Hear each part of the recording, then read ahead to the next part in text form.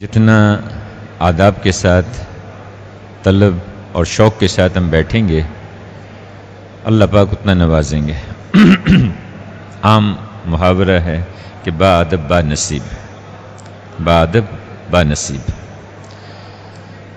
ہماری ان مجلسوں کا ایک وقار ہے،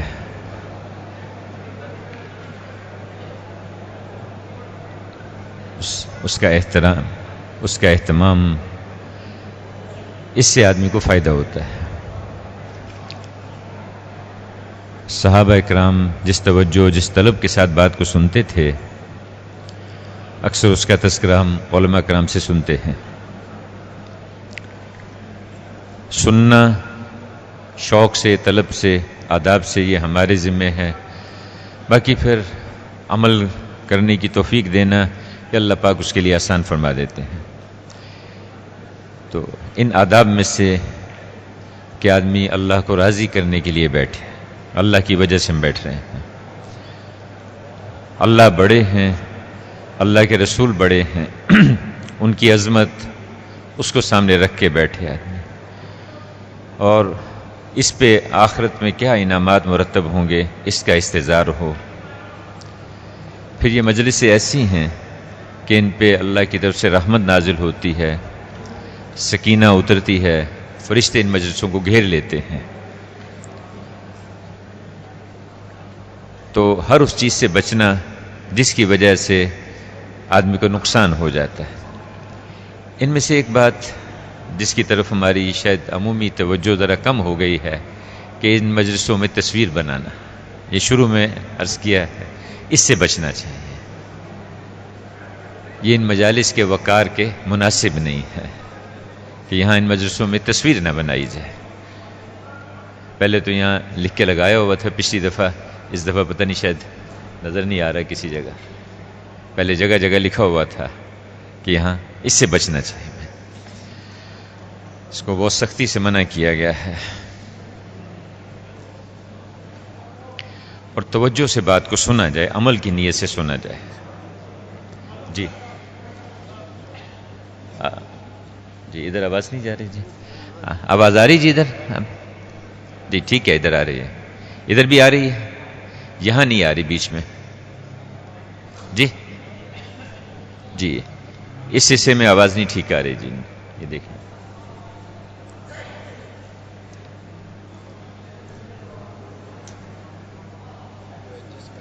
ٹھیک ہے، چلیں انشاءاللہ۔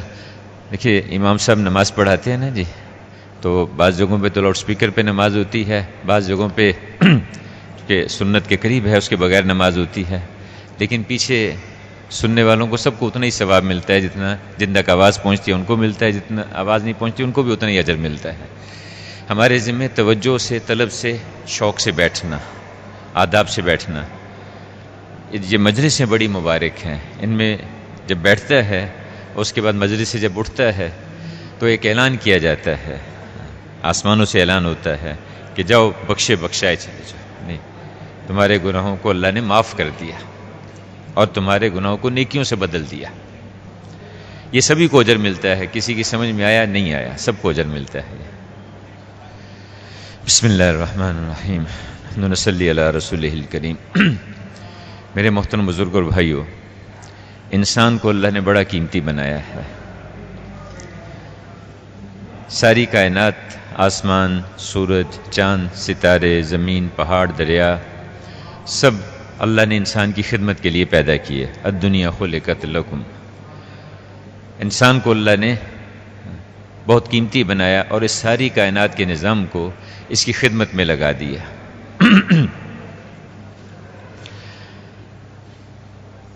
اب انسان اللہ کے ہاں بہت اونچا ہے، بہت قیمتی ہے۔ فرشتوں سے کہا، جب آدم علیہ السلام کو پیدا کیا ان سے کہا کہ ان کو سجدہ کرو۔ آدم علیہ السلام کی جتنی اولاد ہے اس کو اللہ نے قابل اکرام بنایا ہے۔ وَلَقَدْ كَرَّمْنَا بَنِي آدم، قسمیں کھا کے اللہ پاک نے ارشاد فرمایا کہ ہم نے انسان کو بڑی بہترین شکل پہ پیدا کیا ہے۔ اب انسان کو اللہ نے دنیا میں بھیجا ہے تو ایک درجے میں اس کو اختیار دے دیا کہ یہ انسان وہ زندگی اختیار کرتا ہے جس زندگی کی وجہ سے، جن اعمال کی وجہ سے یہ قیمتی بنتا چلا جاتا ہے، یا وہ طریقے، وہ اعمال اختیار کرتا ہے جن کی وجہ سے یہ قیمتی انسان بھی اپنے آپ کو بے قیمت کر لیتا ہے۔ انسان کی جو قیمت ہوتی ہے وہ اندر کی خوبیاں اور اندر کی صفات کی وجہ سے ہوتی ہے۔ یہ اتنا قیمتی بن جاتا ہے کہ آسمان زمین کا نظام اس کے سامنے مسخر ہو جاتا ہے۔ ایک صاحب کا انتقال ہوا، فرشتے حضور صلی اللہ علیہ وسلم کی خدمت میں حاضر ہوئے، عرض کیا کہ یا رسول اللہ، آپ کے ساتھیوں میں سے کس کا انتقال ہو گیا ہے کہ اللہ کا عرش ہل رہا ہے؟ ایک صاحب کا انتقال ہوا تو جسم سے پانی کے قطرے ٹپک رہے تھے کہ اللہ کے رسول ایسا تو کسی کو نہیں دیکھا۔ میں کہ ہاں، یہ فرشتوں نے ان کو غسل دیا ہے، غسیل الملائکہ۔ ایک صاحب چلتے چلتے سامنے سے گرے اور گر کے انتقال کر گئے۔ اللہ کے رسول نے کہا کہ دیکھو دیکھو، ان کے پیٹ سے کپڑا ہٹا کے دیکھو۔ جب کپڑا ہٹا کے دیکھا تو پیٹ کمر کے ساتھ لگا ہوا تھا۔ میں کہ بھوک نے اس کی جان لے لی۔ کہ اے اللہ کے حبیب، آپ کو کیسے پتا چلا کہ یہ بھوک کے ساتھ دنیا سے گیا ہے؟ میں کہ ہاں، جب یہ گرا، مر کے گرا، تو میں نے دیکھا کہ اس کی حوریں اس کی طرف کو دوڑی اور ان کے ہاتھوں میں کھانے کی چیزیں تھیں۔ اس سے میں سمجھ گیا کہ یہ بھوک کے ساتھ دنیا سے گیا ہے، بھوک کے ساتھ گیا۔ ایک صاحب مجھے کہنے لگے کہ معیار زندگی اونچا ہونا چاہیے، معیار زندگی اونچا ہونا چاہیے۔ میں نے کہا بھی ہمیں تو یہ سبق دیا گیا ہے کہ معیار موت اونچا کرو۔ موت ایسی ہو کہ جب اللہ کے پاس جائیں تو اللہ ہمیں دیکھ کے خوش ہو اور ہم اللہ کو دیکھ کے خوش۔ موت ایسی آ جائے، مزے ہو جائیں گے، قبر ان کے لیے جنت کا باغ بن جائے، فرشتے ان کے استقبال کے لیے آ رہے ہوں، خوشخبریاں سنا رہے ہوں کہ تیرے لیے یہ نعمت، تیرے لیے یہ نعمت، تیرے لیے یہ انعام ہے۔ قبر میں رکھا جا رہا ہو تو قبر ان کے لیے حد نگاہ تو کشادہ ہو جائے، قبر میں جنت کی کھڑکیاں کھول دی جائیں، جنت کی خوشبوئیں، ہوائیں ان کی قبروں میں آ رہی ہوں۔ جب اللہ کے دربار میں جائیں تو ان کے چہرے روشن ہوں، جیسے روشن چہرہ، چمکدار چہرہ، وہ اللہ پاک ان سے راضی ہو جائے، اعلان کر دے کہ جواب ہمیشہ کے لیے میں تمہارے ساتھ راضی ہو گیا، کبھی ناراض نہیں ہوں گا۔ تو معیار موت اونچا کرنا، ایسا معیار۔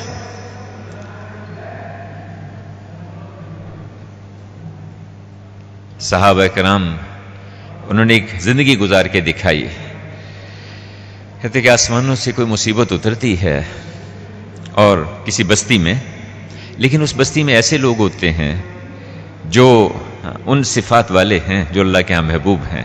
کیا کہ وہ ایک دوسرے سے اللہ کے لیے محبت کرتے ہیں، مسجدوں کو آباد کرتے ہیں اور آخر رات میں استغفار کرتے ہیں، ایک دوسرے سے اللہ کے لیے محبت کرتے ہیں، مسجدوں کو آباد کرتے ہیں، آخر رات میں استغفار کرتے ہیں، تو وہ آئی ہوئی مصیبت بھی واپس چلی جاتی ہے ایسے لوگوں کی برکت سے۔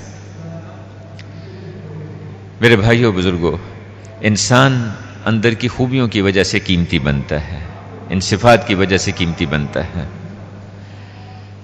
بعضی صفات بنیادی ہیں، اگر وہ آ جائیں تو پھر انسان خوبیوں میں آگے ہی آگے بڑھتا چلا جاتا ہے۔ اور اگر انسان اپنے اوپر محنت کرنا چھوڑ دے، باہر کے نقشوں پہ، باہر کی چیزوں پہ محنت کرنے میں لگ جائے، اپنے آپ کو بھول جائے، تو سڑکیں تو بڑی اچھی بن جائیں گی، عمارتیں اونچی اونچی تیار ہو جائیں گی، لیکن انسان اندر کے اعتبار سے انسان بہت نیچے چلا جاتا ہے، اسفل سافلین، بہت نیچے چلا جاتا ہے۔ ایسے انسان دنیا کے اندر بھی پریشانیوں کا ذریعہ بنتے ہیں، آخرت میں بھی پریشانیاں آتی ہیں۔ اب انسانوں پہ محنت کرنا، انسانوں کے اندر خوبیاں پیدا ہو جانا، چونکہ انسان کا بننا اصل ہے۔ اگر انسان صحیح ہے، انسان بنا ہوا ہے، تو جس شعبے میں وہ جائے گا وہ ٹھیک چلے گا۔ بگڑے ہوئے انسانوں کے ساتھ دنیا کے نظام ٹھیک طرح سے نہیں چل سکتے۔ انسان اگر بنے گا تو جس محکمے میں، جس شعبے میں جائے گا وہ ٹھیک چلے گا۔ اب انسانوں کا بننا کیا ہے؟ انسانوں کا بننا کیا ہے؟ انسان کے اندر وہ خوبیاں پیدا ہو جائیں جو اللہ کے ہاں محبوب ہے، پسندیدہ ہیں. ان خوبیوں کی وجہ سے انسان قیمتی انسان بنتے ہیں. ان میں جیسے دیکھیں، ایک آدمی ایک گھڑی خریدنے کے لیے جاتا ہے، دکاندار سے پوچھتا ہے بھائی یہ گھڑی کتنے کی؟ یہ 50 پاؤنڈ کی ہے. یہ کتنے کی؟ یہ 500 پاؤنڈ کی ہے. اتنا فرق، کیا وجہ ہے؟ تو اب وہ بتائے گا کہ اس گھڑی میں یہ خوبیاں ہیں، یہ ڈیجیٹل ہے، یہ شاک پروف ہے، یہ واٹر پروف ہے، اس کے اندر کیلنڈر ہے، اس میں قبلے کا رخ دیکھا جا سکتا ہے، اس میں نمازوں کے اوقات معلوم کیے جا سکتے ہیں. وہ گھڑی کی خوبیاں بتائے گا، جبکہ اس گھڑی میں یہ خوبیاں نہیں ہے، خالی وقت بتاتی ہے. آدمی کو سمجھ میں آتا ہے. اگر اس کی بجائے وہ یہ کہے کہ یہ بڑے خوبصورت ڈبے میں، بڑی شاندار الماری میں نے سجا کے رکھی ہوئی ہے، اس لیے 500 کی ہے، اور دوسری کہ اس کے باہر ہے اس لیے 50 کی ہے، تو اس کو کوئی قبول نہیں کرتا. اسی طرح انسان اللہ کے ہاں جو قیمتی بنتا ہے وہ اندر کی خوبیوں کی وجہ سے قیمتی بنتا ہے. باہر کے جو نقشے ہیں اس کی وجہ سے اللہ کے ہاں انسان قیمتی نہیں بنا کرتا، اندر کی خوبیوں کی وجہ سے. چونکہ باہر کا جتنا بنا ہوا ہوگا، موت کے وقت یہ سب باہر رہ جائے گا. قبر میں جو جائے گا، جو اس کے اندر بنا ہوا اس کے ساتھ جائے گا. اس کے اندر کی جو صفات ہوں گی وہ اس کے ساتھ جائیں گی، اور اس پہ فیصلہ ہوگا، اس پہ اللہ کی طرف سے طے ہوگا کہ اس کے لیے کیا. اب اس میں سب سے پہلی بات جو ہے وہ یہ ہے کہ آدمی اپنے خالق کو، اپنے مالک کو پہچانے. وہ کون ہے جس نے مجھے پیدا کیا، کس نے مجھے بنایا، کس نے مجھے ایسی محبت کے ساتھ پیدا کیا ہے، ہر چیز کو ایسے مناسب طریقے سے سجایا. آنکھیں اس نے دیں، ہاتھ اس نے دیے، پاؤں اس نے دیے، پھر آنکھوں میں دیکھنے کی طاقت اس نے رکھی، دماغ میں سوچنے کی طاقت رکھی. 2 دھاگے ٹیڑھے ہو جائیں اس دماغ کے، اس کو کوئی پاس بٹھانے کو تیار نہیں ہے. یہ بیچارہ دیوانہ ہو گیا، پاگل ہو گیا، اس کو دیوار کے پیچھے لے جاؤ، یہ یہاں رہنے کے قابل نہیں ہے. جس اللہ نے دماغ دیا، پھر اس میں سوچنے سمجھنے کی استعداد رکھی، جس اللہ پاک نے ہاتھ پاؤں دیے، ان میں پکڑنے اور چلنے کی قوت رکھی، جس اللہ پاک نے کانوں میں سننے کی طاقت رکھی، اس اللہ کو پہچاننا، وہ مالک، وہ خالق. پھر جس نے انسان کے باہر سارا نظام اس کی خدمت کے لیے لگا دیا، آسمانوں کو اس کے لیے بنایا، زمین کو اس کے لیے بچھایا، ہواؤں کا نظام اس کے لیے چلایا، سورج اور چاند اور ستاروں کو اللہ پاک نے اس کے لیے بنایا، ساری دنیا اللہ پاک نے اس کی خدمت میں لگا دی. اس اللہ کو پہچاننا اور اس کے سامنے جھکنا، اس کی اطاعت، اس کی بندگی پہ آ جانا. تو اللہ پاک نے اس اللہ کی قدرت کو پہچاننا کہ وہ اللہ کون ہے جس اللہ پاک نے یہ سارا نظام بنایا ہے، ایک ایک ذرہ، ایک ایک تن کا. امام شافعی رحمۃ اللہ علیہ کے پاس ایک آدمی آ گیا، کہنے لگا کہ میں خدا کو نہیں مانتا. کہنے لگا بھائی، پہچاننے والے کے لیے تو میں ایک پتا، درخت کا ایک پتا، اس سے وہ خدا کو پہچان سکتا ہے.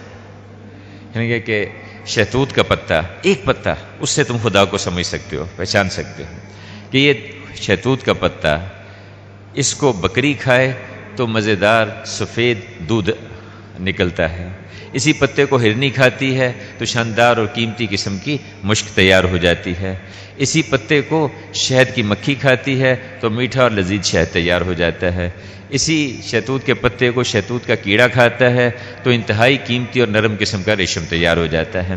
بتاؤ کیا بکری میں یہ عقل ہے؟ اس ریشم کے کیڑے میں یہ سمجھ ہے کہ ایسا قیمتی ریشم تیار کر دے؟ کیا وہ شہد کی مکھی میں یہ استعداد ہے کہ اتنا شاندار قسم کا شہد تیار کر دے؟ اور ایک درخت کے پتے سے اتنا کچھ تیار ہو رہا ہے. بنانے والا کون ہے؟ اس بنانے والے کو پہچانو، اس کو دیکھو. انسان اس ظاہری نقشے کے اندر گم ہو جاتا ہے، اس نظام کے اندر گم ہو جاتا ہے، اور جس ذات نے اس کو پیدا کیا اس کو پہچاننا. وہ کون ہے جس اللہ پاک نے اس سارے نظام کو پیدا کیا ہے، جو اس سارے کو چلا رہے ہیں، اور اس کی قدرت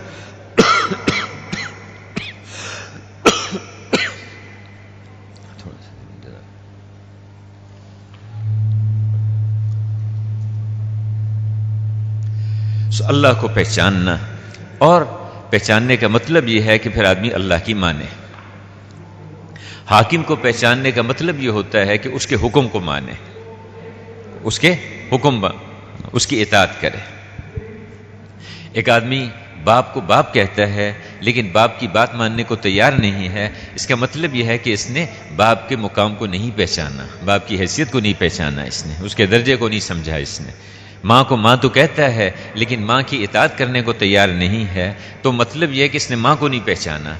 تو اللہ کو پہچاننا، اس کا مطلب یہ ہے کہ آدمی ہر آن ہر گھڑی اس کو دیکھے گا کہ میرا رب مجھ سے کیا چاہتا ہے، میرا اللہ مجھ سے کیا چاہتا ہے۔ جن انسانوں کے اندر ایمان ہوگا وہ اتنا قیمتی ہے کہ جب تک ایک شخص بھی ایسا موجود ہے جس کے اندر تھوڑا سا ایمان موجود ہے، اس ساری کائنات کے نظام کو قائم رکھا جائے گا۔ آسمان، زمین، سورج، چاند سب اپنے ایک دائرے میں اپنے قائم رہیں گے، چلتے رہیں گے۔ جس دن وہ آخری انسان بھی دنیا سے مٹ جائے گا، دنیا سے چلا جائے گا، تو اس انسان کے جانے پر یہ سارے نظام کو توڑ پھوڑ دیا جائے گا۔ اسرافیل علیہ السلام سور پھونکیں گے، آسمان ٹوٹ کے زمین پہ گر جائیں گے، سمندروں میں آگ لگ جائے گی، پہاڑ روئی کے گالوں کی طرح سے اڑیں گے، انسان پتنگوں کی طرح سے اڑیں گے، جس دن وہ آخری انسان دنیا سے چلا جائے گا۔ یہ ایمان اتنا قیمتی ہے، ایمان کا ایک ذرہ بھی اتنا قیمتی ہے کہ اس کو ہمیشہ ہمیشہ کی جہنم سے نکال کے ہمیشہ ہمیشہ کی جنت میں لے جائے گا۔ قیامت کے دن جب جنتی جنت میں چلے جائیں گے، جہنمی جہنم میں چلے جائیں گے، اور پھر کچھ لوگ جہنم سے اپنی سزا بھگت کے جنت میں آنا شروع کر دیں گے، اور آخر میں وہ بھی جہنم سے سب نکل آئیں گے۔ کچھ عرصہ گزرے گا تو جہنم میں سے ایک آواز آئے گی، یا حنان و یا منان، یا حنان و یا منان۔ میں نے ایک عالم سے پوچھا کہ حنان کس کو کہتے ہیں، حنان کا کیا مطلب ہے؟ کہنے لگے کہ حنین اس اونٹنی کی آواز کو کہتے ہیں جو اپنے بچہ جب اس کا گم ہو جاتا ہے تو اس کو بلانے کے لیے وہ آواز جو نکالتی ہے اس کو کہتے ہیں حنین، اس اونٹنی کو۔ تو اس سے سمجھ جاؤ کہ یعنی ماں جیسی محبت کرنے والا، اور منان بڑے بڑے احسانوں پہ احسان کرنے والا۔ یا حنان و یا منان، تو اللہ کو پکارے گا۔ یہ اللہ کے نام ہیں، اللہ کے جتنے صفاتی نام ہیں ان کے مطلب کو آدمی دیکھے اور اس کو سمجھے، ہے نا، کہ بدیع، بغیر نمونے کے کائنات کو سارے نظام کو بنانے والا ہے۔ انسان نے جو کچھ بنایا ایک نمونہ سامنے رکھ کے بنایا کہ جی ہوائی جہاز، اللہ کے کتنے ہوائی جہاز لاکھوں کروڑوں ہوا میں اڑے ہیں، کسی رن وے کی ضرورت نہیں ہے ان کو، کسی ایئرپورٹ کی ضرورت نہیں، ایسے یہیں چھپر کو اٹھ جاتے ہیں، یہیں سے نیچے آ کے بیٹھ جاتے۔ یہ کشتیاں بنائی، جہاز، اللہ کے کتنے ہزار۔ تو انسان نے جو کچھ بنایا اس کے سامنے کچھ نمونے رکھے، اس کو دیکھ کے بنایا۔ اور اللہ پاک نے بدیع السماوات والارض، آسمان و زمین کو بغیر نمونے کے پیدا کر دیا۔ پہچانو تو صحیح اس کو۔ تو اللہ پاک کا ہر نام اس نے پکارنا شروع کیا، یا حنان و یا منان۔ تو اللہ پاک نے مالک جو جہنم کے دروگے ان سے کہا کہ یہ کون ہے جو اندر پکار رہا ہے؟ تو وہ اس کو نکال کے لا کے اللہ کے سامنے کھڑا کر دیا کہ اللہ یہ چیخو پکار کر رہا تھا، میرے بندے کیا چاہتا ہے؟ اللہ بڑی تکلیف میں ہوں، بہت آگ میں، تکلیف میں، مصیبت میں ہوں۔ میں یہ نہیں کہتا کہ مجھے آپ جہنم سے اس میں جنت میں بھیج دیں، میرے اعمال ہی ایسے ہیں، اور مجھے بس وہ دروازے کے قریب بٹھا دیں، اندر بڑی تکلیف ہے۔ اچھا بھی اس کو جہنم کے دروازے کے قریب بٹھا دو۔ کچھ عرصہ گزرے گا پھر دوبارہ پکارنا شروع کرے گا، یا حنان و یا منان، یا حنان و یا منان۔ میرے بندے اب کیا چاہتا ہے؟ اے اللہ آپ نے اتنا احسان کیا، میں یہ تو نہیں کہتا کہ مجھے آپ جنت میں بھیج دیں، وہ سامنے جو درخت نظر آ رہا ہے نا بس اس کے قریب بٹھا دیں، یا پیچھے بڑی تکلیف ہے، بہت عذاب میں ہوں یہاں، اچھا بھی اس کو وہاں بٹھا دو، درخت کے پاس بٹھا دیا جائے گا۔ کچھ اور عرصہ گزرے گا، دور سے جنت نظر آئے گی، کہتے جنت کی خوشبو 100 سال کی مسافت تک جاتی ہے۔ جیسے باغ کے پاس سے گزرے نا جی، گاڑی میں، ریل گاڑی میں گزرے بھی، یہاں کے یہ مالٹے کی خوشبو آ رہی، یہاں مالٹے کے باغات ہیں، تو 100 سال کی مسافت تک جنت کی خوشبو جاتی ہے۔ اب وہ پھر پکارنا شروع کرے گا، میرے بندے ابھی تو تجھے نہیں کہا، یا اللہ بس آخری دفعہ، اس کے بعد کچھ نہیں مانگوں گا۔ یہ نہیں میں کہتا مجھے جنت میں بھیج، وہ اس کے جو نا دیوار جو اس کے باہر مجھے بٹھا دیں۔ کچھ عرصہ گزرے گا، اب وہاں بٹھا دیا، پھر اس کے بعد پکارنا شروع کرے گا، یا حنان و یا منان، یا حنان و یا منان۔ اب میرے بندے اب کیا چاہتا ہے؟ اللہ یہاں تک تو نے پہنچا دیا، اب تھوڑا اس کے اندر بھی کر دے، اس کے اندر بھی کر۔ اصل میں ہم نے چونکہ جنت کی نعمتیں ایسی ہیں نا جی کہ نہ کسی آنکھ نے دیکھی، نہ کسی کان نے سنی، نہ کسی دل پہ ان پر گمان گزر سکتا ہے۔ وہاں کے مکان، وہاں کی رہائش، وہاں کی، تو یہیں گم ہو کے رہ گئے اس کے اندر۔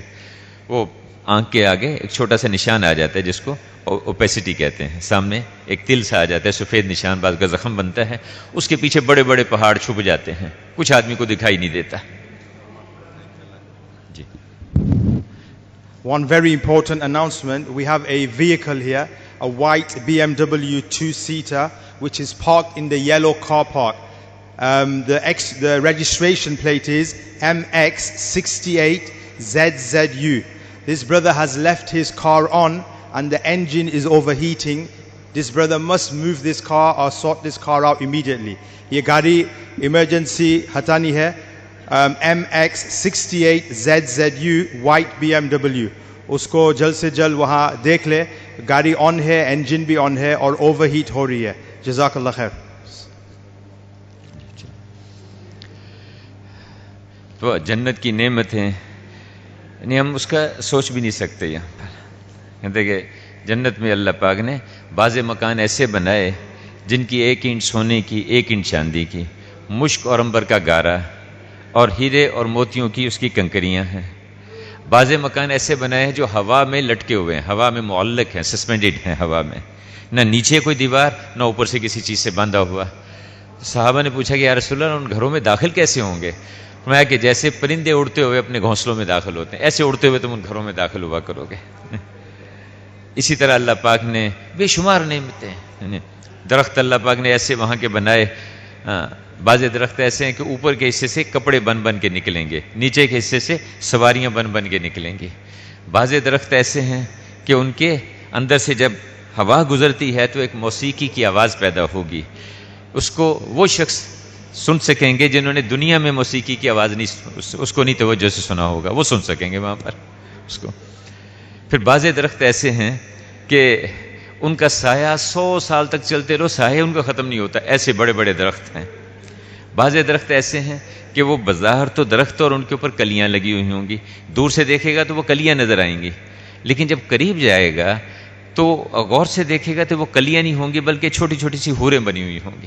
اب جو اس کو پسند آئے گی اس کے اوپر انگلی رکھے گا، وہ پوری عورت کھڑی ہو کے اس کے سامنے آ جائے گی. تو اللہ پاک نے جنت میں ایسی نعمتیں رکھی ہیں کہ جس کو ہم سوچ بھی نہیں سکتے. تو اب وہ اندر دیکھے گا تو باہر پھر یا اللہ یہاں تک پہنچا دیا، اب اسے آگے بھی کر دے، اندر بھی کر دے. میرے بندے ابھی تو نے کہا تھا اس کے بعد اور نہیں مانگوں گا، اے اللہ بس آخری اس کے بعد کچھ نہیں مانگوں گا.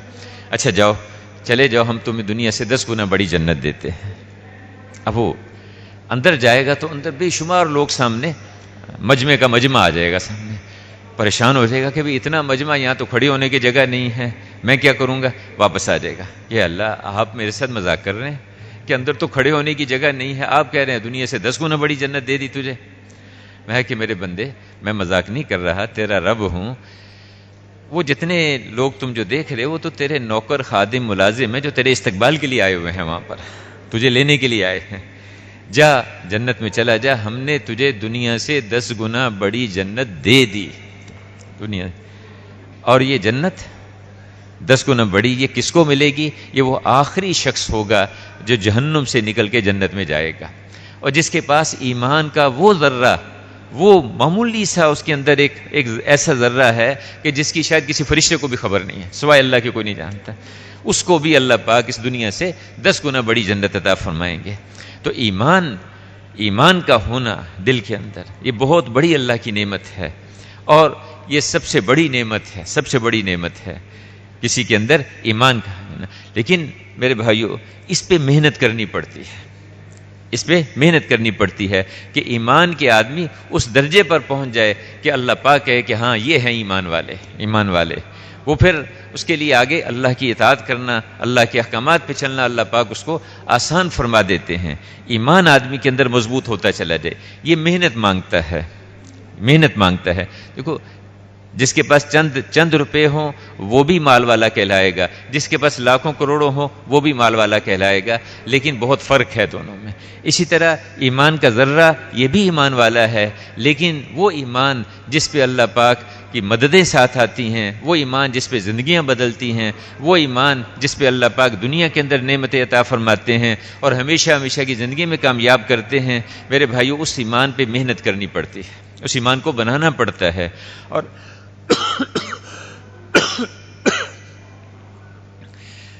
دلوں کے اندر اس بات کا اترنا، دل کے اندر اس بات کا بیٹھ جانا، جم جانا. کچھ لوگ آئے حضور کے پاس، انہوں نے آ کے، دیہات کے لوگ تھے، کہا کہ یا رسول اللہ ہم ایمان لے آئے، ہم ایمان لے آئے. نے فرمایا کہ آسمانوں سے اللہ کی طرف سے پہنے کہ نہیں، ان سے کہو ایمان نہیں لائے، تم ایمان نہیں لائے، تم اسلام میں داخل ہوئے ہو، اسلام میں داخل ہوئے. ایمان تو ابھی محنت کرو گے پھر تمہارے دلوں میں اترے گا. جیسے ایک آدمی یعنی کسی ایک ماحول میں جاتا ہے نا جی. ہمارے مولانا سعید خان صاحب کہا کرتے تھے کہ ہم تبلیغ کے ماحول میں آتے ہیں، تبلیغ ہمارے اندر نہیں اترتی. جب تبلیغ وہ اندر اترے گی نا جی، تو پھر آدمی کا سوچنا، سننا، دیکھنا، ہر چیز اس کی بدل جائے گی، اس کی نگاہ بدل جائے گی، اس کے مسائل کو دیکھنے کا انداز، حل کرنے کا انداز اس کا بدل جائے گا. ہمارے ہاں وہاں ایک درخت ہوا کرتا تھا، بڑا درخت تھا. تو اس درخت کو ہمارے مدرسے کے جو طلبہ تھے وہ دیکھ کے بہت خوش ہوتے تھے. کہتے کہ اس کو یعنی کاٹیں گے، کاٹ کے اس میں سے اتنی لکڑی نکلے گی، وہ پھر اس سے ہم مہمانوں کے لیے کھانا پکایا کریں گے، اور اتنے مہمانوں کا کھانا روز اس پہ بنے گا. اس درخت کی اس لکڑی کو دیکھ کے خوش ہوتے تھے. ایک دفعہ وہاں ایک یہ جو کارپینٹر بڑھئی یہ آ گیا. اس نے آ کے دیکھو یہ درخت تو بڑا قیمتی ہے، اس کی لکڑی میں تو اتنی میزیں، اتنی کرسیاں، اتنے دروازے اس میں شاندار قسم کے بن سکتے ہیں. اسی درخت کو ایک وہ جو یہ ہوتا ہے نا باٹنسٹ، اس نے دیکھا کہ وہ اپنے فکر میں پڑ گیا، بائیکوٹیلیڈن ہے، ٹرائب بیٹل ہے، اس میں کون سی فیملی، کون سا جنرا ہے. اس کو ایک حکیم صاحب نے دیکھا، اسی درخت کو دیکھ کے کہنے لگے کہ اس کی تو جڑوں سے فلاں دوائی بنتی ہے اور وہ فلاں مرض میں کام آتی، اور اس کے پتے، یہ تو نیم کے پتے ہیں، اس سے فلاں فلاں بیماری جو ہے اس کا علاج ہو سکتا ہے، اس کی چھال سے فلاں. تو وہ اس فکر میں. لیکن اسی درخت کو ایک ایمان والا دیکھتا ہے، کہتے ہیں اللہ اکبر، چھوٹا سا بیج اتنا بڑا درخت کس نے بنا دیا، کس نے اس کے اوپر پھول لگائے، کس نے اس کے اوپر پھل لگا دیے، اور کس نے اس کے اندر خوشبو پیدا کی، کس نے اس میں ذائقہ پیدا کیا. لا الہ الا اللہ، ایک اللہ نے کیا، ایک اللہ. اس کا یعنی ایمان جب دل کے اندر اترتا ہے تو پھر ہر چیز کو دیکھنے کا اس کا انداز بدل جاتا ہے، اس کا رخ بدل جاتا ہے. اس کے سامنے آخرت، مرنے کی زندگی اس کے سامنے ہوتی ہے، مرنے کے بعد کی زندگی اس کے سامنے آ جاتی ہے. تو دلوں کے اندر اس ایمان کا اتر جانا، دل کے اندر اس یقین کا اتر جانا کہ اللہ کے علاوہ کسی کے ہاتھ میں کچھ ہے ہی نہیں. عزت دینے والے اللہ ہیں، حفاظت کرنے والے اللہ ہیں، امن دینے والے اللہ ہیں. مومن اللہ ہیں امن دینے والے. حالات کے بنانے والے بھی اللہ ہیں، حالات کے بگاڑنے والے بھی اللہ ہیں. حالات کا بننے کا اور بگڑنے کا فیصلہ آسمانوں سے آتا ہے. چیزیں الگ مخلوق ہیں، حالات الگ مخلوق ہیں. چیزوں کے ہونے سے حالات اچھے ہوں گے یہ ضروری نہیں ہے. دواؤں کے مل جانے سے صحت مل جائے گی یہ لازمی نہیں ہے. دوائیں ہوں گی، صحت ملے گی جب اللہ کا ارادہ ہوگا. دوائیں ہوں گی، صحت نہیں ملے گی اگر اللہ کا فیصلہ نہیں ہوگا. زمین سے لے کے آسمان تک مختلف طرح کی چیزوں کے ڈھیر لگا دیں، کام تب بنے گے جب اللہ کا فیصلہ ہوگا، اللہ کا ارادہ ہوگا. دیکھیں عبداللہ بن مبارک رحمۃ اللہ علیہ فرماتے ہیں کہ میں نے حکمت کی کتابوں میں پڑھا ہے، اللہ پاک ارشاد فرماتے ہیں اے میرے بندو، تمہارے حاکموں کے، تمہارے بادشاہوں کے دل میرے ہاتھ میں ہیں. جب تم میری اطاعت کرو گے، میری فرمانبرداری کرو گے تو میں ان کے دلوں کو تمہارے لیے نرم کر دوں گا. پھر وہ تمہارا بھلا سوچیں گے، تمہیں نفع پہنچائیں گے، تمہارے خیر خواہ بنیں گے. اور جب تم میری نافرمانیاں کرو گے تو میں ان کے دلوں کو تمہارے لیے سخت کر دوں گا. پھر وہ تمہارے اوپر ظلم ڈھائیں گے، ستم توڑیں گے. جب ایسا ہونے لگے تو اپنے حاکموں کو، بادشاہوں کو برا بھلا کہنے کے بیکار کام میں نہ لگ جانا. اپنے اعمال کو، اپنی زندگیوں کو ٹھیک کر لینا، میں پھر سے ان کو تمہارے لیے بدل دوں گا. تو حالات اللہ کی طرف سے آتے ہیں اور ان حالات کا تعلق انسانوں کے بدن سے نکلنے والے اعمال کے ساتھ ہے. اعمال اچھے ہوں گے اللہ کی طرف سے اچھے حالات کا فیصلہ ہوگا، اعمال بگڑیں گے اللہ کی طرف سے حالات کے بگاڑ کا فیصلہ ہوگا. امن اللہ کے ارادے سے ملے گا اگر وہ اعمال ہوں گے جس پہ اللہ نے امن کا فیصلہ کیا. معز اللہ پاک ہیں، اپنی ذات سے معز ہیں، چاہے وہ عزت کے اسباب کے ذریعے عزت دے دیں، چاہے ان کے بغیر عزت دے دیں، چاہے ذلت کے اسباب جمع کر کے اس میں سے عزت نکال کے دکھا دیں. حفیظ اللہ ہیں، چاہے حفاظت کے اسباب کے ذریعے حفاظت کر دیں، چاہے اس کے بغیر حفاظت کر دیں، چاہے ہلاکت کے سارے اسباب جمع ہو جائیں اس میں سے حفاظت نکال کے دے دیں. سمندر میں لے جا کے موسیٰ علیہ السلام اور ان کے ساتھیوں کی حفاظت کر دی، چھری کے نیچے لٹا کے اسماعیل علیہ السلام کی حفاظت فرما دی، ابراہیم علیہ السلام کو آگ میں لے جا کے ہلاکت کے اسباب جمع ہیں اس میں سے بچا کے دکھا دیا، 100 تلواروں کے بیچ میں سے اللہ کے رسول کو نکال کے بچا کے لے گئے، یہ بتایا کہ دیکھو ہم حفیظ ہیں، ہم اپنی ذات سے حفیظ، کسی سبب کے کسی نقشے کے محتاج نہیں ہیں، پرورش کرنے والے اللہ ہیں، رب اللہ ہے، جتنے پرورش کے اسباب ہیں سب جمع ہو جائیں، پرورش بگاڑ کے دکھا دیں، اور کوئی سبب کوئی نقشہ موجود نہ ہو پھر بھی پال کے دکھا دیں۔ اصحاب کہف کو 309 سال تک بغیر کھلائے بغیر پلائے ان کو زندہ رکھا، ان کی پرورش کر کے دکھا دی، اور سارے نقشوں کے بیچ میں فرعون کو، نمرود کو، ان کی پرورش کو برباد کر کے دکھا دیا کہ دیکھو پالنے والے ہم ہیں، پرورش کرنے والے ہم ہیں، اللہ کے ارادے سے، رب اللہ ہیں۔ اور یہ اتنا بڑا سوال ہے کہ پیدا ہوتے ہی روحوں کو پیدا کیا، پوچھا کہ کیا میں تمہارا رب نہیں ہوں؟ کیا میں تمہارے کاموں کا بنانے والا، تمہارے مسئلوں کا حل کرنے والا میں نہیں ہوں، یا میرے علاوہ کوئی اور بھی ہے؟ قالوا بلا، کہا کہ نہیں آپ ہی ہیں، کوئی نقشہ، کوئی شکل، کوئی صورت، کوئی مادی کوئی ترتیب سامنے نہیں تھی، آپ ہی ہیں، آپ ہی ہیں۔ دنیا میں بھیج دیا، پھر اس کی بار بار مشق کرائی اس کی نبیوں کے ذریعے سے، آخر میں رسول اللہ صلی اللہ علیہ وسلم کو بھیجا کہ دیکھو یہ سبق، پہلی آیت کیا فرمائی؟ الحمدللہ رب العالمین، یہاں سے شروع کیا، اور بیچ میں جگہ جگہ سکھاتے، قرآن کے آخر میں جا کے قل اعوذ برب الناس، کہ دیکھو ہم رب ہیں، اس کو پہچانو۔ نماز میں دن میں 5 دفعہ اس کی مشق کرا رہے ہیں، سبحان ربی العظیم، سبحان ربی الاعلی، بار بار اس کو کہو۔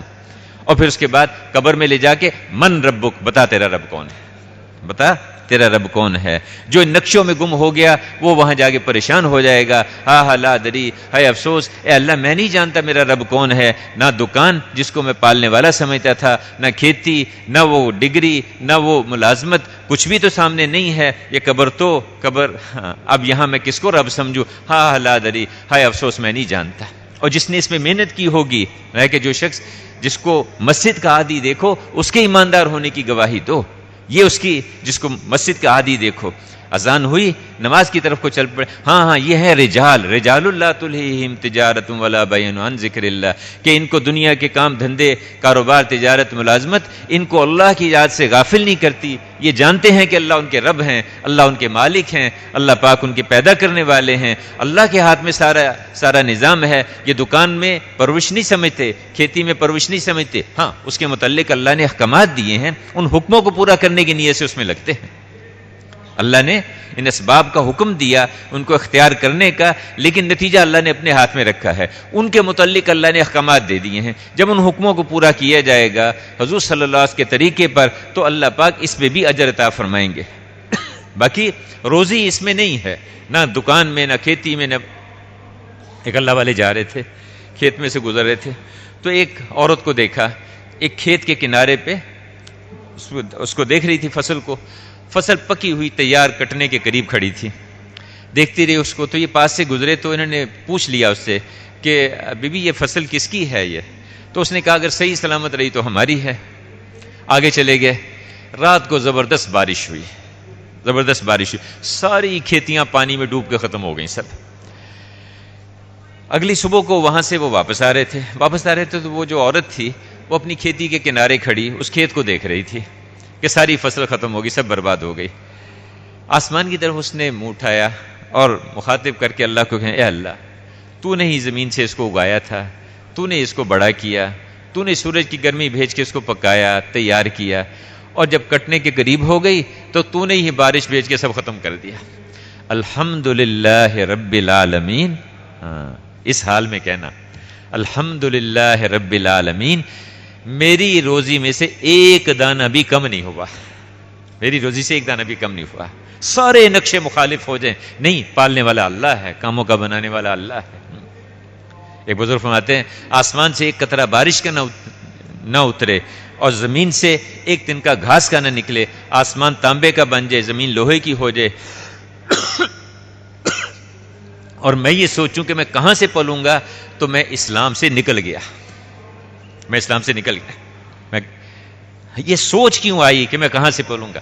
وَفِي السَّمَاءِ رِزْقُكُمْ، انسان کی پیدائش سے پہلے اللہ نے اس کی پرورش کا نظام بنا دیا. صبح مولانا فرما رہے تھے نا کہ اللہ پاک نے ساتوں زمین و آسمان کا نظام پہلے بنایا, درخت پودے پہاڑ دریا سب پہلے بنائے, آخر میں انسان کو بھیجا ہے کہ دیکھو پرورش میں پریشان نہ ہونا, یہ سارا نظام ہم نے تمہارے لیے پہلے سے بنا دیا. بچہ بعد میں دنیا میں آتا ہے, پہلے اس کی پرورش کا نظام اللہ پاک اس کی ماں کی چھاتی میں اس کا انتظام کر دیتے ہیں کہ دیکھو پالنے والے اللہ ہیں, رب اللہ ہے. تو اللہ کو رب مان کے اللہ کے سامنے جھکنا, اللہ کی اطاعت, اللہ کی بندگی کرنا. ہم اللہ کے بندے ہیں, اللہ کے غلام ہیں. ہر آن ہر گھڑی اس کو دیکھیں گے اللہ ہم سے کیا چاہتے ہیں. میری آنکھ وہ دیکھے جس دیکھنے پہ اللہ خوش ہوتے ہیں, وہ نہیں دیکھے گی جس کے دیکھنے پہ اللہ پاک ناراض ہوتے ہیں. میں اللہ کا بندہ ہوں, اللہ کا غلام ہوں. بندہ کس کو کہیں؟ یہ کلمہ معرفت ہے اور کلمہ عبدیت ہے. لا الہ الا اللہ, اللہ کی ماننا اور اللہ کو پہچاننا, اللہ کی ماننا. اور کیسے ماننا؟ محمد الرسول اللہ, حضرت محمد صلی اللہ علیہ وسلم کے طریقوں پہ ماننا. ساتوں زمین اور آسمان سے وہ کام نہیں بنیں گے جو حضور صلی اللہ علیہ وسلم کے ایک طریقے پہ, حضور کی ایک سنت پہ بنیں گے. زمین و آسمان کے جتنے نقشے ہیں ان سے وہ ہوگا جو اللہ چاہیں گے, اور تب ہوگا جب ہم اللہ کے حکموں کو حضور کے طریقوں پہ پورا کریں گے. اس پہ اللہ پاک ہمیں کامیاب کریں گے. چیزوں اور نقشوں سے اللہ کے ارادے کے بغیر, اللہ پاک کے حکم کے بغیر کچھ نہیں ہوگا. حضور صلی اللہ علیہ وسلم کے طریقوں پہ اللہ پاک ہمیں کامیاب کریں گے. تو ہر وقت میں اس کو دیکھنا کہ میں اللہ کا بندہ, اللہ کا غلام ہوں. حضور صلی اللہ علیہ وسلم نے بتایا کہ دیکھو اللہ کی بندگی کیسے کی جاتی ہے. عبدہ و رسولہ, پہلے فرمایا کہ اللہ کے بندے ہیں, پھر اللہ کے رسول ہیں. عبد کس کو کہیں؟ جو اپنی مرضی چھوڑ کے اپنے آقا کی مرضی پہ آ جائے. ایک اللہ والوں نے غلام خریدا, اس سے پوچھا تیرا نام کیا؟ کہا حضرت جس نام سے مجھے پکاریں گے وہ میرا نام ہے. کہ تم کھاؤ گے کیا؟ جو آپ کھلائیں گے کھاؤں گا. رہو گے کہاں؟ جہاں رکھیں گے آپ وہاں رہوں گا. تو کہنے لگے کہ بھائی اللہ کے بندے تیری اپنی کوئی مرضی نہیں ہے. کہنے لگے حضرت میں غلام ہوں, اور وہ غلام نہیں ہوتا جو اپنی مرضی پہ چلتا ہے. یہ سنا تو وہ اللہ والے رونے لگ گئے. کہنے لگے اللہ تیرا بھلا کرے, تو نے مجھے اللہ کے ساتھ رہنا سکھا دیا. میرے بھائیوں, ہم اللہ کے بندے ہیں, ہم اللہ کے غلام ہیں. ہماری آنکھ وہ دیکھے گی جس کے دیکھنے پہ اللہ خوش ہوتے ہیں, وہ نہیں دیکھے گی جس سے اللہ ناراض ہوتے ہیں. کہتے سامنے کوئی اس قسم کی چیز آ جائے, آدمی جس سے اللہ دیکھنے پہ اللہ پاک ناراض ہوتے ہیں, اپنی آنکھ کو نیچے کر لے, اللہ پاک اس کو ایمان کی ایسی حلاوت نصیب فرمائیں گے, اس کی مٹھاس اندر تک محسوس کرے گا. مولانا شاہ کشمیری رحمۃ اللہ فرماتے ہیں ایک دفعہ کی بد نظری آدمی کے آدھے حافظے کو لے جاتی, آدھے حافظے کو ختم کر دیتی. کان وہ سنے جس کے سننے سے اللہ خوش ہوتے ہیں, وہ نہ سنے جس کے سننے سے اللہ پاک ناراض ہوتے ہیں. زبان سے وہ بولا جائے جس پہ اللہ پاک راضی ہوتے ہیں. تو آدمی گناہ کرتے کرتے کرتے جہنم کے اتنا قریب پہنچ جاتا ہے کہ اس کے اور جہنم کے بیچ میں ایک بالش کا فاصلہ رہ جاتا ہے, لیکن ایک جملہ ایسا بول لیتا ہے جس سے اللہ پاک اس سے خوش ہو جاتے ہیں, اور خوش ہو کے اللہ پاک اس کے لیے ہمیشہ کی جنت کا فیصلہ فرما دیتے ہیں. یعنی بعض علماء فرماتے ہیں اس سے مراد امت کی اجتماعیت, امت کے جوڑ کا جو ایسی بات جس سے امت جڑ جائے اجتماعی. اور بعض اوقات نیکیاں کرتے کرتے جنت کے اتنا قریب پہنچ چکا ہوتا ہے کہ اس کے اور جنت کے بیچ میں ایک بالش کا فاصلہ رہ جاتا ہے, لیکن ایک بول ایسا بول دیتا ہے جس سے اللہ ناراض ہو جاتے ہیں, اور ناراض ہو کے ہمیشہ کی جہنم کا فیصلہ کر دیتے ہیں. میرے بھائیوں بزرگوں, ہم اللہ کے بندے ہیں, اللہ کے غلام ہیں. تاجر میں, تجارت میں اللہ کے حکموں کو دیکھا جائے گا, اور اللہ کے رسول نے کیا طریقہ بتایا اس کو دیکھا جائے گا. کہ ایماندار تاجر نبیوں اور صدیقین کے ساتھ اس کا حشر ہوگا, انبیاء اور صدیقین کے ساتھ اس کا حشر ہوگا. کون؟ جس کا یقین ہے کہ اللہ پالتے ہیں, دکان نہیں پالتی, اللہ پالتے ہیں, یہ میری امپورٹ ایکسپورٹ مجھے نہیں پالتی, اللہ پالتے ہیں, یہ میرا جو نظام ہے, نقشہ ہے, اس سے میں نہیں پلتا, اللہ پالتے ہیں. وہ اللہ جو 3 پتھروں کے بیچ میں کیڑے کو پالتا ہے, وہ اللہ پاک جو ماں کے رحم کے اندر بچے کی پرورش کرتا ہے, وہ اللہ مجھے پالتے ہیں, اس اللہ کے ہاتھ میں ہے. اور مجھے اللہ نے اس کے متعلق احکامات دیے ہیں, میں ان حکموں کو حضور کے طریقے سے پورا کروں گا. ملازمت سے میں نہیں پلتا, اس کے متعلق اللہ نے احکامات دیے ہیں, حضور صلی اللہ علیہ وسلم نے اس کا طریقہ بتا دیا ہے. مزدوری کے متعلق اللہ نے احکامات دے دیے ہیں، اللہ کے رسول نے اس کا طریقہ بتا دیا۔ ایک آدمی آیا، آپ صلی اللہ علیہ وسلم دیکھا، اس کے ہاتھوں میں مزدوری کے مشقت کے نشانات تھے، آپ نے اس کے ہاتھوں کو دیکھا اور بوسہ دیا، میں القاسب حبیب اللہ، ہاتھ سے محنت کر کے مشقت کر کے کمانے والا تو اللہ کا دوست ہے، اللہ کا دوست ہے۔ میں کہ مزدور کا پسینہ خشک ہونے سے پہلے اس کی مزدوری اس کو دے دو۔ کیا مطلب کہ مزدور بھی اس طرح سے محنت کرے کہ جس میں اس کا پسینہ بہنے لگے، اپنا پورا اس کا حق ادا کرے، اور دوسرے کے مالک کے ذمہ کیا کہ اس کا حق میں کمی نہ کرو بلکہ اس سے زیادہ اس کو دے دو۔ اللہ نے زندگی گزارنے کا ایک زندگی دی ہے جو اللہ نے آسمانوں سے اتاری ہے میرے بھائیوں، اور ایک ذرہ بھی ایسا نہیں ہے جس کے بارے میں اللہ اور اللہ کے رسول نے رہنمائی نہیں کی۔ کپڑا پہننا ہے کیسے پہننا ہے، جوتا پہننا ہے اسے پہننے کا طریقہ کیا ہے، بالوں میں کنگھی کرنی ہے کس طرح سے کرنی ہے، تمہیں بیت الخلاء جانا ہے کیسے جانا ہے، تم نے گھر سے نکلنا ہے کس طرح سے نکلنا ہے، ہر چیز کے بارے میں اللہ نے رہنمائی فرما دی، اللہ کے رسول نے اس کا طریقہ بتا دیا، اور اللہ نے سارے نظام کو محفوظ کرا دیا ان علماء کرام کے ذریعے سے۔ ہم اللہ کی مانیں گے، اللہ کے رسول کے طریقوں پہ چلیں گے۔ یہ جو نماز ہے نا جی، نماز استعداد پیدا کرے گی آدمی کے اندر، اس میں استعداد پیدا ہوگی، لیکن نماز بنے، اب نماز پہ محنت کرنی پڑتی ہے۔ ایک ہے نماز جیسی تیسی ہم نے پڑھ لی، ٹھیک ہے، ہو سکتا ہے کہ فرض تو ادا ہو جائے۔ ایک صاحب کہنے لگے کہ جی یہ جو نماز ہم پڑھتے ہیں ٹوٹی پھوٹی، اس کا کیا فائدہ، اس پڑھنے کا کیا فائدہ؟ ان کا جی پڑھتے رہو کوشش کرتے رہو نماز اچھی ہو جائے۔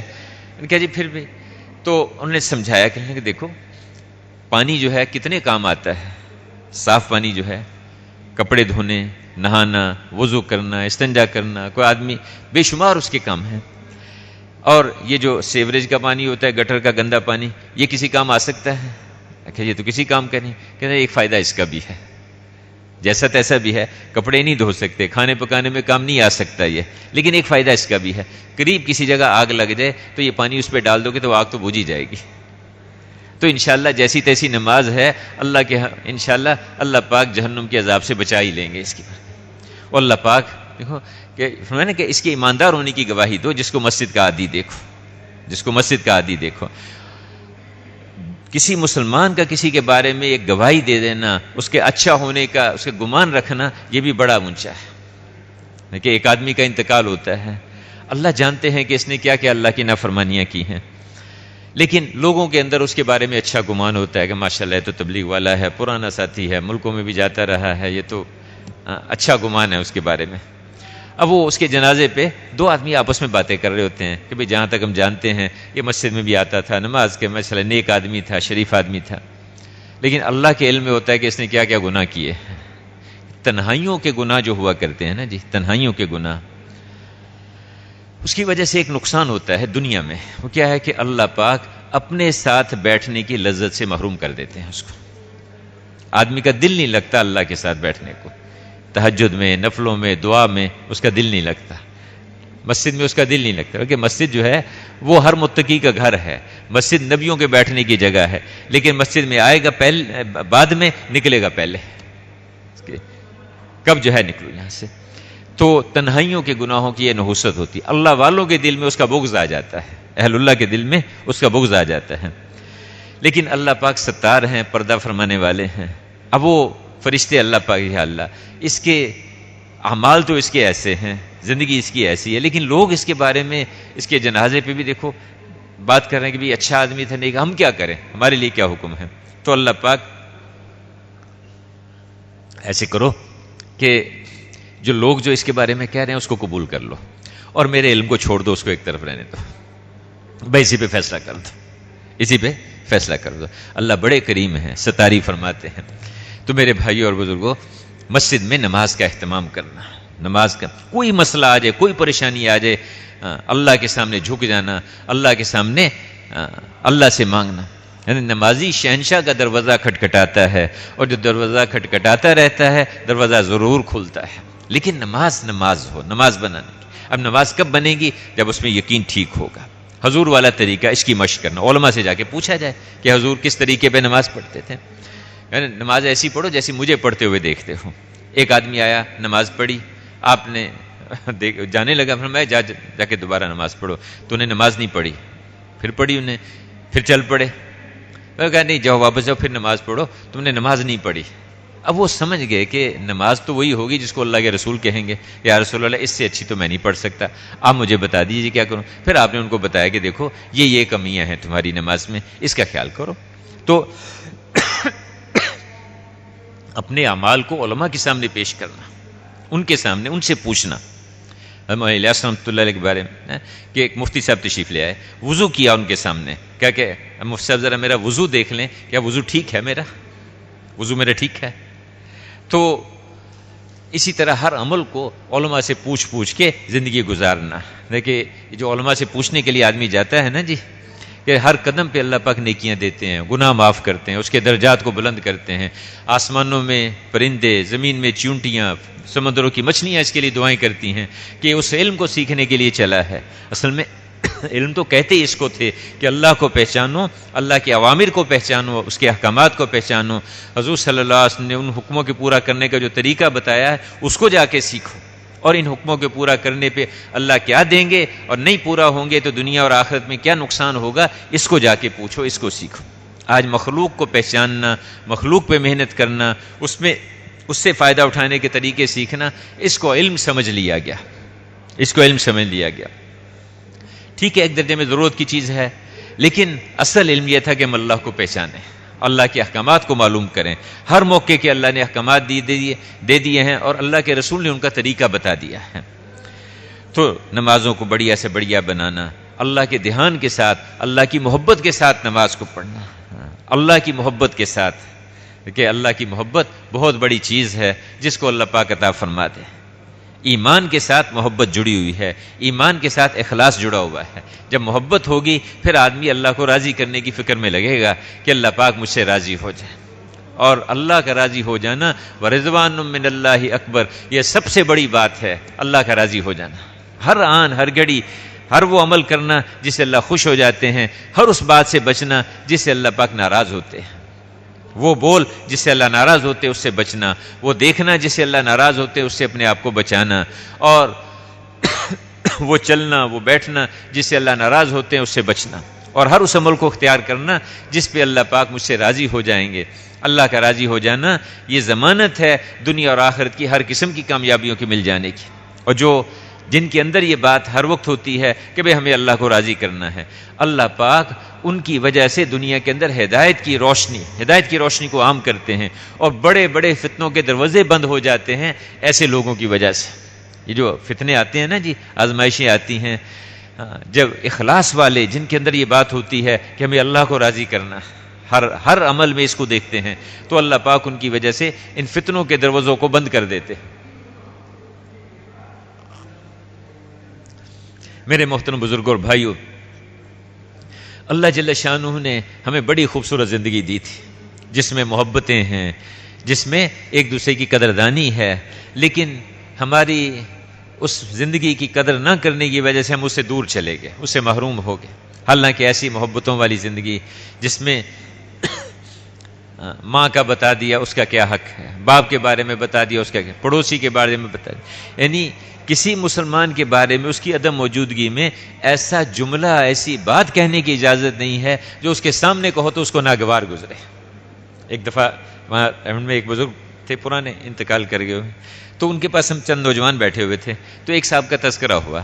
تو ایک نوجوان اس میں طالب علم تھا، اس نے کہا کہ جی وہ جو سیاہ رنگ کے ہیں، سانولے رنگ کے جو ہیں وہ صاحب، تو انہوں نے اس پہ ناگواری کرنا کہ بھائی آپ نے غیبت کر دی ان کی، کہ اگر ان کے سامنے کہو گے تو ان کو ناگوار گزرے گا، آپ نے غیبت کر دی. اگر آپ اس کی جگہ یوں کہہ دیتے وہ جو لمبے قد والے ہیں، وہ جو سبز چشمہ پہنتے ہیں، تو اس سے کیا فرق پڑتا. تو ایسی خوبصورت زندگی اللہ پاک نے ہمیں عطا فرمائی ہے. بہنوں بھائیوں کا کیا حق ہے، رشتہ داروں کا کیا حق ہے، پڑوسی کا کیا حق ہے ہمارے پر. دیکھو اسلام ذمہ داریوں کے، جیسے صبح بھی بات ہو رہی تھی کہ اسلام ذمہ داریوں کے ادا کرنے کا نام ہے، حقوق کے مطالبات کا نام اسلام نہیں. حقوق کے مطالبات کا، ہاں جب ہر آدمی اپنی ذمہ داری ادا کرنے والا بنے گا تو اللہ پاک اس پہ دوسرے کا حق ادا ہو جائے گا. اولاد اپنی ذمہ داری کو ادا کرے گی تو ماں باپ کے حقوق ادا ہوں گے، ماں باپ اپنی ذمہ داریوں کو ادا کریں گے تو اولاد کا حق ادا ہوگا. اسی طرح سے پڑوسی کے متعلق ذمہ داری ادا کرے گا تو اس کا حق ادا ہو جائے گا. مسافر مقیم سے متعلق، مقیم مسافر سے متعلق اللہ پاک نے ہمیں ایک دوسرے کے ساتھ جوڑا ہے، تو وہ آپس میں ایک دوسرے کے ساتھ ایسے رہنا، ایک دوسرے کے ساتھ ایسے اٹھنا بیٹھنا. دیکھو میرے بھائیوں بزرگوں، ساری دنیا کے انسان یہ سب انسانی بھائی ہیں، ساری دنیا کے انسان سب ایک ماں اور سب ایک باپ کی اولاد ہیں. ہر ایک کے لیے خیر خواہی، ہر ایک کے لیے ہمدردی کا جذبہ ہونا. اللہ نے قرآن میں انبیاء علیہ الصلوۃ کے واقعات بیان کیے ہیں اور جگہ جگہ ایک جملہ ان کا نقل کیا ہے. اور وہ کن میں بات کر رہے ہیں؟ جتنے غیر مسلم ہیں ان میں بات کر رہے ہیں، ان میں کام کر رہے ہیں. ایک جملہ بار بار کہہ رہے ہیں، انی لکم ناصح امین، انی لکم ناصح امین، انی لکم ناصح امین. دیکھو میں تمہارا خیر خواہ ہوں، دیکھو میں تمہارا ہمدرد ہوں، تمہیں نفع پہنچانا چاہتا ہوں، تمہارا نقصان نہیں چاہتا. تمہیں میں تکلیف میں نہیں دیکھ سکتا، تمہیں میں پریشان نہیں دیکھ سکتا. میں یعنی اللہ کا رسول ہوں، اللہ کا نبی ہوں، میرے سامنے آخرت کھلی ہوئی ہے. دیکھو اس زندگی کو اختیار کرو، اس زندگی کو اختیار کر لو جس کی وجہ سے تم ہمیشہ کی زندگی میں کامیاب ہو جاؤ گے. اس زندگی سے بچو جس کی وجہ سے ہمیشہ کے تمہارے حالات بگڑیں گے. تو انبیاء کرام کے اندر، ان کے دلوں میں انسانوں کے لیے خیر خواہی اور ہمدردی کا جذبہ ہوتا ہے. میرے بھائیوں بزرگوں، حضور صلی اللہ علیہ وسلم کی نیابت میں اللہ نے ہمیں اس کام کے لیے چنا تھا. حضور صلی اللہ علیہ وسلم پہ اللہ نے نبوت کو ختم کیا، اور آپ کی ختم نبوت کی وجہ سے اللہ نے اس امت کو اس کام کے لیے چنا، اس کام کے لیے بھیجا جس کے لیے اللہ نبیوں کو بھیجتے تھے. یہ معمولی بات نہیں ہے، اس امت کو اللہ نے چنا ہے. فوجتباکم، اللہ نے تمہیں چن لیا، اور ہمیں اس کی طرف احساس ہی نہیں ہے. موسیٰ علیہ الصلوۃ والسلام نے ایک دفعہ تورات کی تختیاں اٹھائیں، اور ان تختیوں میں انہوں نے پڑھنا شروع کیا کہ اللہ ان تختیوں میں ایک ایسی امت کا حال لکھا ہوا ہے جس کے لوگ آپ کے قرآن کو زبانی یاد کریں گے. یہ اللہ نے اس امت کو نعمت دی ہے کہ اللہ کا کلام 7-8 سال کا بچہ الف لام میم سے شروع کرتا ہے والناس پہ پہنچ جاتا ہے، ایک غلطی نہیں کرتا. اللہ نے احسان گنایا ہے کہ دیکھو ہم نے قرآن کو حفظ کرنا تمہارے لیے آسان کر دیا. ہے کوئی اس کو حل میں مدکر، ہے کوئی اس کو یاد کرنے والا، تو اس امت کو اللہ نے یہ نعمت دی ہے. تو موسیٰ علیہ السلام نے کہا کہ اللہ ایسی امت، اس کو آپ میری امت بنا دیں. میں کہ نہیں موسیٰ، وہ تو احمد صلی اللہ علیہ وسلم کی امت ہے. اس کے بعد پھر اس کیا کہ اللہ ان تختیوں میں ایک ایسی امت کا حال لکھا ہوا ہے کہ جس کے لوگ بڑے بڑے فتنوں کو ختم کریں گے، حتیٰ کہ کانے دجال کو بھی قتل کریں گے. اے اللہ اس کو میری امت بنا دے. اللہ پاک نے فرمایا کہ نہیں موسیٰ، وہ تو احمد صلی اللہ علیہ وسلم کی امت ہے. اس کے بعد پھر عرض کیا کہ اللہ، کئی چیزیں اور بھی کہیں، انہی میں ایک بات یہ کہی کہ اے اللہ ان تختیوں میں ایک ایسی امت کا حال لکھا ہوا ہے کہ جس کے لوگ نیکی کی طرف دعوت دیں گے، برائی سے منع کریں گے. نیکی کی طرف دعوت دیں گے، برائی سے منع کریں گے. اے اللہ اس امت کو آپ میری امت بنا دے. اس پہ اللہ پاک نے فرمایا کہ نہیں موسیٰ، وہ تو احمد صلی اللہ علیہ وسلم کی امت ہے. اور کچھ باتیں عرض کی. آخر میں ان تختیوں کو ایک طرف رکھ دیا اٹھا کے، اور دعا کے لیے ہاتھ اٹھا دیے کہ اے اللہ ٹھیک ہے، آپ کی اپنی حکمت ہے، آپ مجھے وہ امت نہیں دیتے تو میرے اوپر ایک احسان فرمائے کہ مجھے ہی اس امت میں سے پیدا فرما دے. اس پہ اللہ پاک نے موسیٰ علیہ السلام کو تسلی دی کہ موسیٰ ہم نے آپ کو نبوت دی ہے. نبوت بہت اونچی چیز ہے، بہت اونچی چیز ہے. خذ ما آتیتک وکن من الشاکرین، جو کچھ ہم نے دیا اس کو آپ قبول فرمائے اور ہمارا شکر ادا کریں. اللہ نے اس امت کو نبیوں والے کام کے لیے بھیجا، نبیوں والے کام کے لیے چنا. ہم اپنی ذمہ داری کو بھول گئے. ایک آدمی کو ملک کا وزیر اعظم صدر بنایا گیا، اس نے اس سے استعفیٰ دے کے اور بازار میں جا کے سبزی کی ریڑھی لگا لی یا اس نے پھل کی دکان کھول لی. سب کہیں گے کہ تو نے اپنی حیثیت کو چھوٹا کر لیا، اپنے آپ کو نیچے گرا لیا. اللہ نے اس امت کو چنا تھا، پورے عالم کے انسانوں کی طرف بھیجا تھا، اور ہم اپنی اس حیثیت کو بھول گئے. میں تاجر، دکاندار، ذمہ دار، ملازم، کھیتی باڑی والا، یہ تو ضرورت کی چیزیں تھیں. اللہ نے اس کے لیے ہمیں تھوڑی پیدا کیا تھا. ہم اپنی اس حیثیت کو بھول گئے. اس پہ میرے بھائیوں بزرگوں ہم اللہ سے توبہ کریں، اللہ سے معافی مانگیں کہ اللہ ہم سے قصور ہوا، ہم سے یہ بہت بڑا جرم ہوا. اس کو آج ہم اپنا قصور نہیں سمجھ رہے. ہم اس پہ اللہ سے استغفار کریں اور آئندہ کے لیے کہ اللہ ہم تیرے اس کام کے ہیں، اس کو سامنے رکھ کے، اس کام کو، اس مقصد کو، اس ذمہ داری کو، اس محنت کو اپنے سامنے رکھ کے اس کے اعتبار سے اپنی زندگی کا نظام بنائیں. اس میں سے وقت نکال کے گھر کو بھی دیکھ لیں، کھیتی باڑی کو بھی دیکھ لیں، کاروبار کو بھی دیکھ لیں. ٹھیک ہے اس میں کمی آئے گی، لیکن جب ہم اس کام کو اپنا کام بنا کے چلیں گے تو اللہ پاک چھوٹے چھوٹے نقشوں سے بڑی بڑی کامیابیاں عطا فرمائیں گے، اور بغیر نقشوں کے اللہ پاک نقشے والوں کے اوپر اللہ غالب کریں گے۔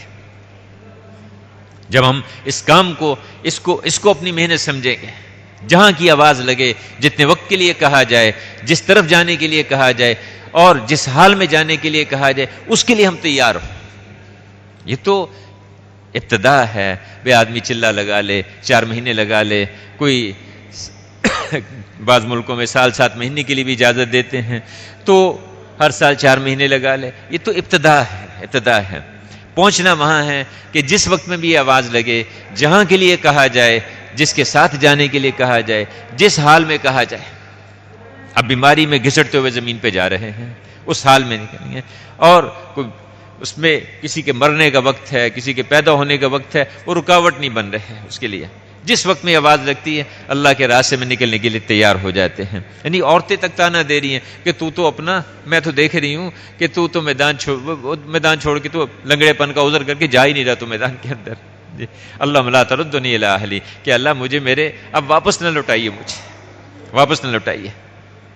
تو ایک جذبہ تھا امت کے اندر کہ ہمیں اعلاء کلمت اللہ کا کلمہ دنیا میں بلند ہو، اس کے لیے اللہ نے ہمیں بھیجا، اس کے لیے اللہ نے ہمیں چنا۔ میرے بھائیو بزرگوں، اس کو ہم اپنا کام سمجھے، اس کو اپنی ذمہ داری سمجھے، اور اللہ سے دعائیں مانگے کہ اللہ آپ ہمیں اس کام کے لیے قبول فرما لیں اور ہمیں ذریعہ بنا لے سارے عالم کی ہدایت کا۔ وہ لوگ بڑے خوش قسمت ہیں، بہت خوش قسمت ہیں کہ جن کو اللہ پاک دنیا میں دین کے پھیلنے کا ذریعہ بنا لے۔ کیا خیال ہے آپ حضرات کا؟ کیوں جی، یہ نبیوں کی قسم کے لوگ ہوں گے، ان کو اللہ پاک قیامت کے دن ان کرسیوں پہ بٹھائے گا جن پہ نبیوں کو بٹھایا جائے گا۔ اللہ پاک ان کو نبیوں کے ساتھ والی، ان کے پڑوس والی جنت میں جگہ عطا فرمائے گا۔ ان کے چہروں پہ وہ نور ہوگا جو انبیاء کرام کے چہروں پر ہوگا۔ تو کیا رائے ہے آپ حضرات کی؟ کیوں جی، کیا خیال ہے؟ کو نبیوں کے ساتھ بیٹھنے کی کوئی نیت ہے کہ نہیں؟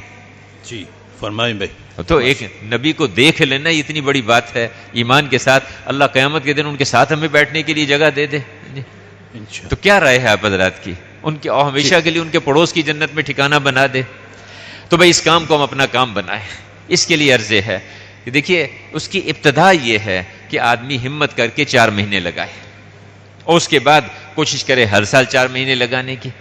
تو جن بھائیوں نے ابھی تک 4 مہینے نہیں لگائے، چلہ نہیں لگایا، دیکھو یہ اجتماع جو ہے یہ ارادوں کی جگہ نہیں ہے، یہ نیت ارادے الحمدللہ آپ مسجدوں میں اپنے کرتے رہے، علاقے میں کرتے رہے، اللہ اس کو قبول فرمائے، اللہ اس میں برکت دے۔ یہ تو نکلنے اور نکالنے کا وقت ہے، خود بھی نکلیں اوروں کو بھی نکال لیں، خود بھی نکلیں اوروں کو بھی نکال لیں۔ ہمارے میوات کے لوگ کہا کرتے تھے گھر پتی اور جھڑ پتی۔ گھر پتی یعنی فی گھر ایک آدمی اللہ کے راستے میں نکلے، یہ تو عام دنوں میں کہ ایک آدمی ہر وقت اللہ کے راستے میں نکلا رہے ہر گھر سے، اور ایسا موقع جب اجتماع اور ایسے جوڑ وغیرہ ہوں تو ایسے موقع پر جھڑ پتی، ایک آدمی کو گھر میں چھوڑ دو، باقی سب کو اللہ کے راستے میں نکال دو۔ تو کیا خیال ہے؟ کیوں جی، یہ جتنے بیٹھے ہوئے ہیں یہ سبھی اگر نیت کر لیں کہ انشاءاللہ اس اجتماع سے اللہ کے راستے میں نکلنا ہے، چاہے 4 مہینے لگا لو چاہے چلہ لگا لو۔ تو ایسے کون ہیں جو نقد اس اجتماع سے اللہ کے راستے میں نکلنے کے لیے تیار ہیں؟ وہ ذرا کھڑے ہو کے اظہار فرمائیں۔ نقد نہ فرمائیں جی، اور وضو کے لیے وقت دیا جائے گا، بھی مجمع اٹھ کے نہ جائے۔ جی فرمائیں۔ اخیر میں بس اتنا عرض ہے کہ جو بات آج ہم نے سنی، اللہ تعالیٰ ہمیں اسے سمجھنے، اپنی زندگی میں لانے اور دوسروں تک پہنچانے کی توفیق عطا فرمائے۔ اللہ تعالیٰ ہماری اس معمولی سی کوشش کو قبول فرمائے، آمین۔